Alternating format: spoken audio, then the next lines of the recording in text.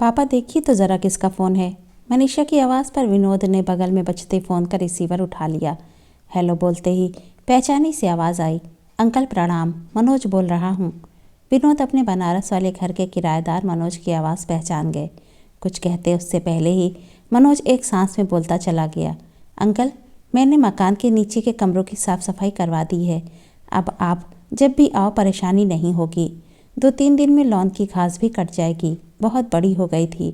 और हाँ, बरसात में पीछे वाली नाली ब्लॉक हो गई थी, सो पीछे वाले कमरे में पानी अंदर चला गया था। एक बड़ा बक्सा रखा है, उसमें शायद आंटी बिस्तर रजाई रखती थी। वो बक्सा नीचे से गीला हो गया है, शायद पानी चला गया होगा। अब आप लोग आकर देखिएगा। इतने दिनों बाद आप घर आएंगे तो बड़ा अच्छा लगेगा। कौन, मैं? हकलाते हुए विनोद जी के मुँह से इतना ही निकला। कुछ समझते इससे पहले ही मनीषा ने फ़ोन का रिसीवर उनके हाथ से ले लिया। विनोद जी इत्मीनान से बात करती बहू मनीषा को देखते रहे। वो धीमे शब्दों में फुसफुसाती हुई बोल रही थी, पर कुछ अस्फुट शब्द कानों में पड़ गए। अब तुम फ़ोन मेरे मोबाइल पर करना, वहाँ का इंतज़ाम बढ़िया रखना। पापा आ रहे हैं, कोई दिक्कत नहीं होनी चाहिए। विनोद को मानो सांप सूंघ गया। उनके घर की साफ सफाई हो रही है, यानी उनका दाना पानी यहाँ से उठ गया है। 10 महीने पहले ही वो पत्नी विभा के देहांत के बाद उस सूने घर को किराएदार मनोज के भरोसे छोड़कर अपने बेटे कार्तिक के यहाँ लखनऊ आ गए, पर रम नहीं पाए। 10 महीने बाद भी पत्नी वियोग से उबरकर एक नई जगह पर स्थापित होना उनके लिए मुश्किल साबित हो रहा था। पर यहाँ रहना इतना भी मुश्किल नहीं था कि वो पुराने घर में जाने की बात सोचें, जिसमें विभा की यादों के साथ अकेलेपन की टीस और वीरानी थी। लेकिन उनकी यात्रा का बाकायदा इंतज़ाम करवाया जा रहा है और उन्हें खबर तक नहीं है। ये जानकर वे बेचैन हो उठे। मनीषा ने रिसीवर रख दिया तो विनोद जी ने प्रश्नवाचक नज़रें उस पर टिका दी, पर वो बिना कुछ कहे वहाँ से चली गई। विनोद जी सोच में डूब गए कि अब उन्हें अपने पुराने घर में रहना होगा। कैसे रह पाएंगे वो अकेले? कैसे लगेगा बिना पत्नी के उस घर में जीवन यापन करना? यहाँ कम से कम बेटे बहू के होते हुए हर प्रकार की चिंता से तो मुक्त थे, पर उन्होंने इसे अपना घर माना भी कब था। इसीलिए शायद बेटे ने उन्हें घर भेजने का इंतज़ाम कर दिया है। आलोक साहब का कहा सच हो गया। अगर हम बच्चों से दूरी बना कर रखें, स्वयं मेहमानों से आचरण करें और बच्चों से अपेक्षा करें कि वो हमें घर का सदस्य माने, तो ये कैसे संभव है? अपनी पत्नी के जाने के बाद मैं बेटे के पास एक मजबूरी समझ कर रहता तो जीना मुश्किल हो जाता, मेरा भी और इन बच्चों का भी। जब रहना ही है तो मन से जुड़कर रहो। आलोक साहब के कहे फलसफे को वो भी सही समय पर जीवन में उतार लेते तो शायद इस उम्र में अकेले रहने का दंश न सहना पड़ता। पर वो तो पत्नी वियोग में ऐसे डूबे कि अपने ही बच्चों का सुख पराया दिखने लगा था। उनका दुख सिर्फ उनका है, इसी को सत्य मानते आए। अपनी पत्नी की मृत्यु के 10 महीने बाद भी बेटे बहू को कुछ सहज पलों को जीते देख वो असहज होते। विभा के जाने का असर सिर्फ उन पर पड़ा है। उनके मन में ये बात घर कर गई थी। पत्नी की मृत्यु के 6 महीने बाद 3 साल के पोते का जन्मदिन आया। बेटे बहू दोनों उम्मीद लगाए बैठे थे कि पापा बर्थडे को लेकर कोई पहल करें, पर वो निर्विकार बने बैठे रहे। शाम तक उनकी ओर से कोई पहल ना होती देख बहू ने बाहर डिनर का प्रोग्राम बना लिया। विनोद जी को चलने के लिए कहा गया तो बड़ी मुश्किल से जाने को तैयार तो हुए, पर वहाँ मौन साधे रहे। ऐसे माहौल में मनीषा और कार्तिक के चेहरे अपराध बोध से भर गए थे। विनोद को याद आया कि लगभग उस दिन के बाद से ही उन्होंने मनीषा के स्वभाव में बदलाव महसूस किया। अब मनीषा उनको छोटे छोटे काम बताने लगी थी, मसलन दूध ले आना, गमलों में पानी डाल देना, लकी को स्कूल बस स्टॉप तक छोड़ आने को कहना। कार्तिक उसे टोकता तो कहती, पापा कब तक अपने कमरे में यूं ही बैठे रहेंगे, कुछ करेंगे तो मन लगेगा। विनोद जी को मनीषा की ये बातें नागवार लगती थीं। काश वो पहले ही खुद को थोड़ा बदलते तो आज ये स्थिति नहीं आती। आज उन्हें अपने पड़ोसी आलोक साहब के घर देखा वो परिदृश्य भी याद आ रहा था, जहाँ सुबह सुबह की भागदौड़ बिल्कुल उनके घर जैसी थी। उनके बहू बेटे भी मनीषा और कार्तिक की तरह सुबह की व्यस्तता में डूबे थे। उस दिन अखबार की अदला बदली होने के कारण विनोद जी आलोक साहब के घर गए तो उन्होंने चाय पीने के लिए उनको बैठा लिया। आलोक साहब खुद चाय बनाने लगे। आश्चर्य से ताकते विनोद जी को उन्होंने बताया कि वो सुबह सुबह घर के कामों में व्यस्त बहू के दैनिक कार्यों को बाधित नहीं करते हैं। और तो और उस दिन ऑफिस जाते अपने बेटे से अपने टूटे चश्मे को बनवाने के लिए कहा तो उनके बेटे के जवाब को सुनकर भी विनोद जी को हैरानी हुई थी। पापा, आज तो ऑडिट है, बिल्कुल समय नहीं है, आज नहीं करवा पाऊंगा। अपने बेटे के इनकार पर आलोक साहब बिना शिकन कुछ चिंता में डूबे से बोले, अरे फिर बिजली का बिल कैसे जमा होगा? उसकी तो आज आखिरी तारीख है। आज मैं ही निकलता हूँ, जमा करवा आऊँगा। इस बात पर उनकी बहू बोली, ना पापा, आप कहाँ जाएंगे? मौसम का भी कोई भरोसा नहीं, कब बरसात हो जाए। मैं किसी से बात करती हूँ, बिल जमा हो जाएगा। और हाँ, आज मार्केट जाऊँगी, तब आपका चश्मा ठीक करवा लाऊंगी। परिवार के इस आपसी वार्तालाप से संशय की दीवारें खुद ही ढह गई थीं। उस घर का हर सदस्य सहज था, न कोई शिकायत थी, न कोई मन आहत। आपसी संवाद कायम था। कहीं कोई मौन शंका आशंका दीवारें खड़ी नहीं कर रही थीं। विनोद जी मन ही मन कल्पना कर रहे थे कि यदि कार्तिक उनके किसी काम को करने से मना करता तो क्या होता। क्या वे मन ही मन आहत होकर मौन धारण कर लेते या फिर अपनी लाचारी पर कुढ़ते। आलोक साहब के व्यवहार से उन्होंने सीख तो ली, पर उस सीख को जीवन में उतार पाने में देर कर दी। तभी तो उनको बनारस वापस भेजने की तैयारी हो रही है। आदत के अनुसार विनोद जी ने आज भी मौन धारण कर लिया था। एक हफ्ते बाद कार्तिक और मनीषा को कुछ तैयारी में व्यस्त देख जान गए थे कि उनकी विदाई का समय आ गया है। बेटे बहू उनको भेजने से पहले बताना भी ज़रूरी नहीं समझते। ये टीस लिए वो कार्तिक से बात करने के लिए उनके कमरे तक पहुँचे, पर बहू की आवाज़ सुनकर कदम ठिठक गए। पापा की उदासी घर में कैसी बोझिलता भर देती है ना।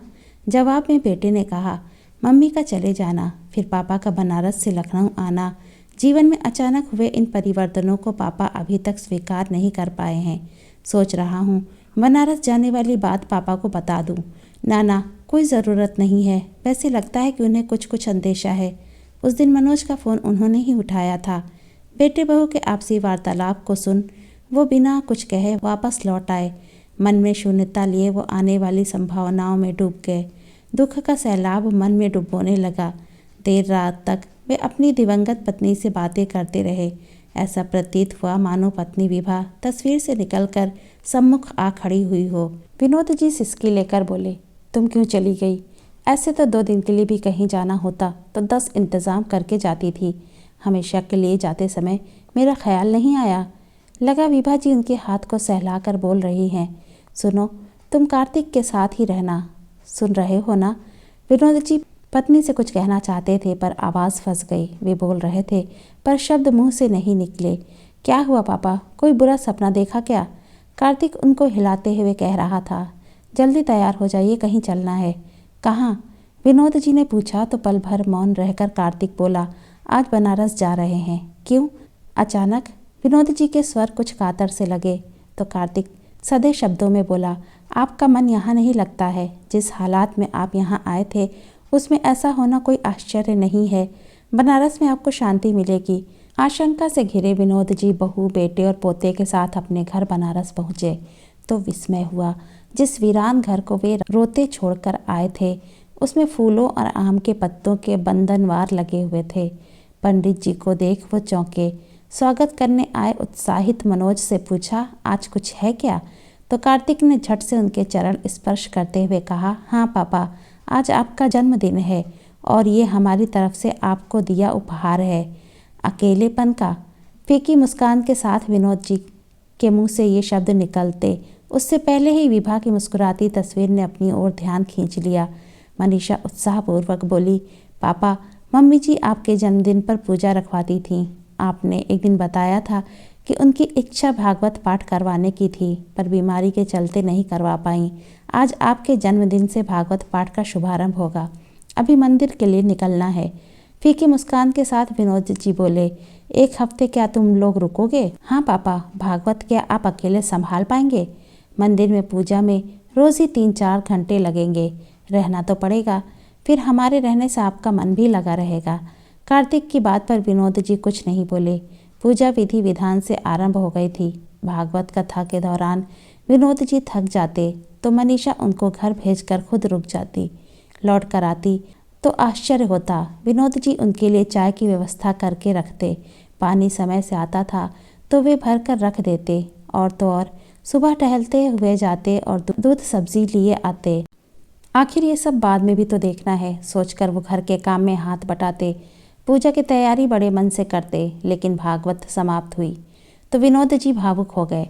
आंखों में आंसू आने से रोक नहीं पाए तो कार्तिक उनके कंधे पर हाथ रखकर बोला, पापा, आपका अकेलापन हमसे किसी भी तरह से छिपा नहीं है, पर अब आपको खुद को संभालना होगा। वापसी की तैयारी होने लगी थी। जे ही विधि राखे राम ते ही विधि रहिए, बुदबुदाते विनोद जी से कार्तिक पूछ रहा था, पापा अब चलने की तैयारी करें। हाँ बेटा, अब कब तक रुक पाओगे तुम लोग, चलना तो है ही। विनोद जी बोले तो मनीषा ने कहा, पापा हम लोग कोशिश करेंगे कि 2-3 महीने में कुछ दिन लखनऊ से बनारस आ जाएं, हमारे लिए भी चेंज हो जाएगा। ठीक है ना पापा, जैसा तुम लोग ठीक समझो। खैर अपना ख्याल रखना। विनोद जी डूबते मन से बोले तो मनीषा और कार्तिक चौंके। कार्तिक ने विस्मय से पूछा, ख्याल रखना मतलब? कहीं आप यहीं रुकने का मन तो नहीं बना रहे हैं? कार्तिक की बात सुनकर मनीषा कहने लगी, कैसी बात कर रहे हैं आप? पापा यहाँ क्यों रहेंगे? फिर हमने वादा तो किया है कि यहाँ महीने 2 महीने में आते रहेंगे। तो क्या मैं भी चल रहा हूँ? विनोद जी की आवाज़ खुशी से कांपी तो मनीषा अपने सिर पर हाथ रखती हुई बोली, पापा डाउट क्या है इसमें? सब मौन एक दूसरे के मन में हुई गलतफहमी को पढ़ रहे थे। तभी मनीषा संजीदगी से बोली, पापा जब तक मम्मी आपके साथ थी हमें तसल्ली थी कि एक दूसरे का ख्याल रखने के लिए आप दोनों साथ हैं, लेकिन अब आपके अकेले रहने की बात तो हम कभी सोच भी नहीं सकते। मम्मी के जाने का दुख सिर्फ आपको ही नहीं हमें भी है, लेकिन हमें अब आपकी चिंता है। यूँ दुखी रहने से आप डिप्रेशन में चले जाएंगे। हमने मम्मी को तो खो दिया, पर आपको नहीं खोना चाहते। पापा प्लीज़ मम्मी की खुशनुमा यादों के सहारे खुश रहने की कोशिश करिए। उन्हें खुशी खुशी याद कर हमारे बीच उनको ज़िंदा रखिए। एक बात समझ में नहीं आ रही है, ये बात आपके दिमाग में कैसे आई कि हम आपको यहाँ छोड़ जाएंगे? कार्तिक अब भी उलझन में था। उसके प्रश्न पर विनोद जी कुछ संकोच से बोले, अब क्या कहूँ बेटे, शायद मैं खुद को तुम लोगों के संग जोड़ नहीं पाया। मैं अपने मैं के संग जीता रहा। चलो छोड़ो ये सब, जो हुआ सो हुआ। हम आपके जन्मदिन को ख़ास तरीके से मनाना चाहते थे, जिसके लिए शायद आप राज़ी ना होते, इसलिए आपसे साफ बात नहीं कर पाए।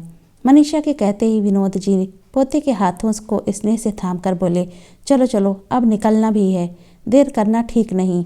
और मनीषा बेटी, खाने के चक्कर में मत पड़ना, सब कुछ बाहर मिलता है, बाहर ही खा लेंगे। कहते हुए विनोद जी चलने की तैयारी में जुट गए। घर से बाहर जाते समय बैठक में लगी पत्नी की तस्वीर को विनोद जी ने निहारा तो मनीषा ने झट से तस्वीर उठा ली। फिर अपने ससुर को थमाते हुए बोली, पापा मम्मी को साथ लिए चलिए। जब हम सब यहाँ आएंगे तो मम्मी जी को साथ लेते आएंगे। उसकी बात पर जिस तरह से विनोद जी के चेहरे पर सुर्खी आई, उसे देख मनीषा और कार्तिक दोनों हंस पड़े। विनोद जी ने गाड़ी में बैठकर तस्वीर की ओर देखा तो लगा विभा मुस्कुराती हुई कह रही है, आज इतने दिनों बाद तुम्हें देखकर अच्छा लग रहा है। मेरे बच्चों का ध्यान रखना, ये मेरी ही तो निशानियां हैं। पत्नी की बात विनोद जी के दिल में उतर गई। धीमे से सबकी नज़र बचाकर उन्होंने पत्नी की तस्वीर सीने से लगा ली और मुस्कुरा पड़े। मैं के संकीर्ण दायरे की बाहर की विस्तृत दुनिया देख आज वो खुद को हल्का और प्रसन्न महसूस कर रहे थे। दोस्तों, कहानी के बारे में आपकी क्या राय है? अपनी राय हमें ज़रूर कमेंट कीजिए। कहानी अच्छी लगी हो तो प्लीज़ इसे लाइक कीजिए, शेयर कीजिए और चैनल को अभी तक सब्सक्राइब नहीं किया है तो प्लीज़ चैनल को सब्सक्राइब कीजिए।